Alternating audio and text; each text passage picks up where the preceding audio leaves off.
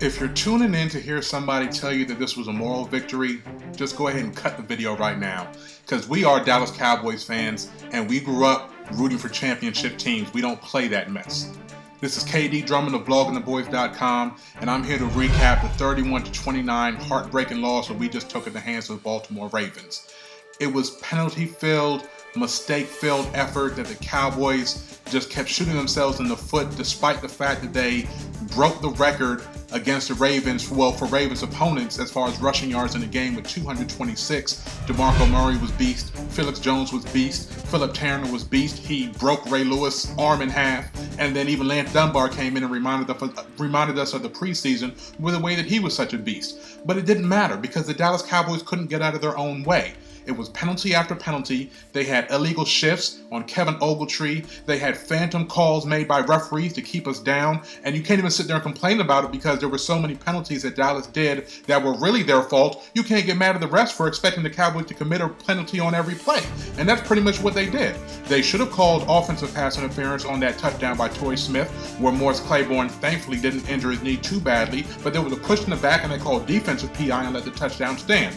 Bad call. It was a bad call when they called Felix Jones for a chop block on the pass down the stretch when Tony Romo placed it perfectly for Kevin Ogletree, but he dropped it, and then they added on 15 yards negatively to boot. So it was just altogether a really screwed up game. It overshadowed Felix Jones' coming out party when he was dazzling in making Ray Lewis look foolish. The Cowboys on the defensive side, they didn't make Ray Rice look foolish except for one play where Sean Lee and Bruce Carter didn't communicate very well, and Ray Rice caught a pass and went 45 yards down the field.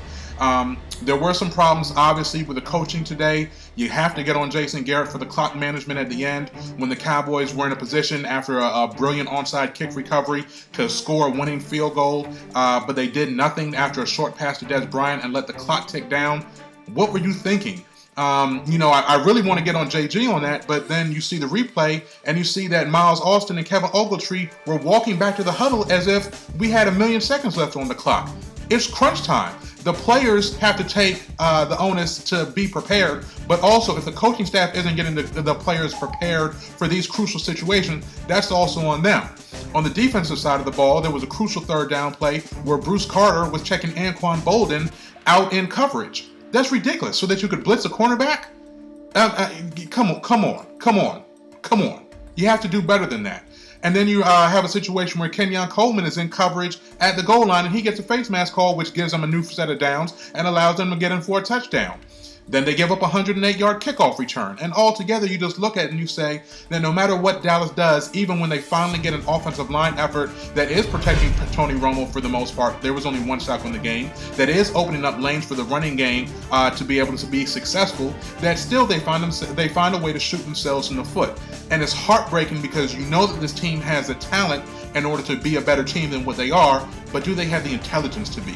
And right now, I'm really hard-pressed. I know that supposedly it's a transition year and all this kind of stuff that you want to say, but, we need wins, and fans need that in order to stay riled up for the team and to stay revving the engines and behind this team that Jerry Jones is always looking for people to spend money on because he's making a boatload on it, but what are us fans getting as a return on the investment?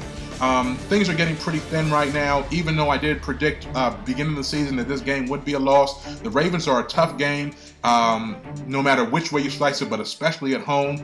And they actually have some tough games coming up. They play at Carolina, have the Giants coming up, at Atlanta, at Philadelphia. So things are probably going to get a little sticky for the Cowboys before they get better. As always, we need to keep the faith as the fans just simply because what else are we going to do?